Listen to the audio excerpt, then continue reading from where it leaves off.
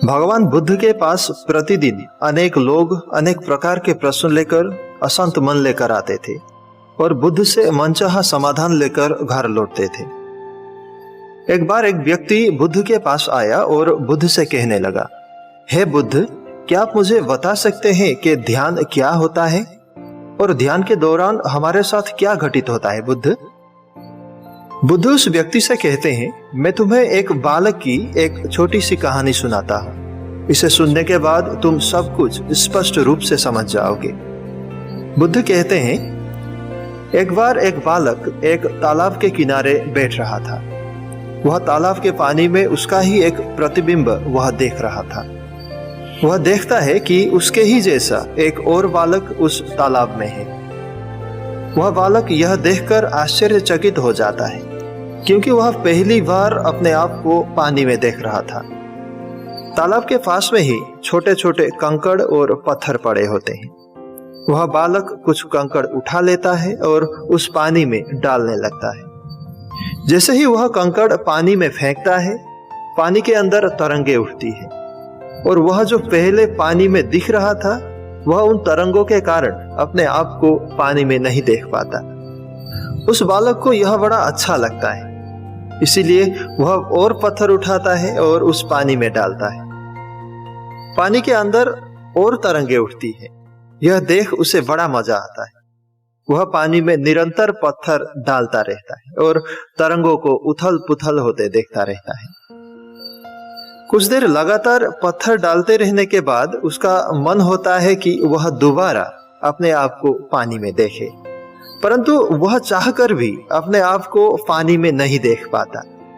वह और पत्थर डालता है और सोचता है कि अब मैं अपने आप को देख पाऊंगा, परंतु वह अपने आप को नहीं देख पाता।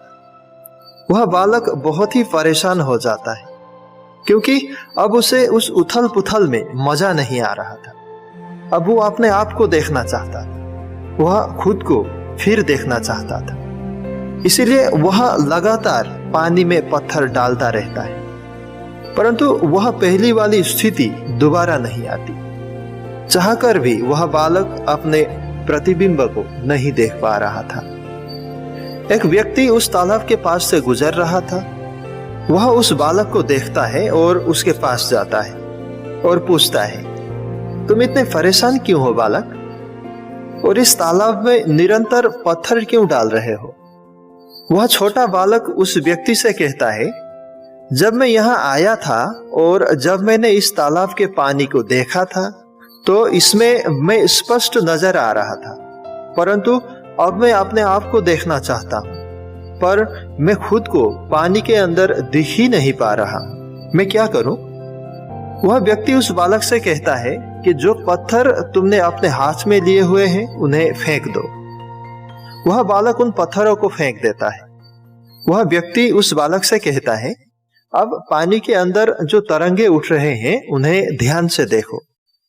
वह बालक पानी के अंदर उठते तरंगों को ध्यान से देखने लगता है। कुछ देर बाद वह बालक देखता है कि पानी के तरंगे स्थिर हो रहे हैं और पानी भी स्थिर हो रहा है, और वह देखता है कि उसका हिलता हुआ चेहरा, उसके हिलते हुए हाथ पानी में नजर आने लगते हैं।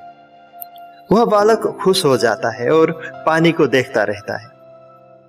कुछ देर बाद पानी संपूर्ण रूप से स्थिर हो जाता है और वह बालक खुद को ठीक वैसे ही देखने लगता है जो वह पहले था।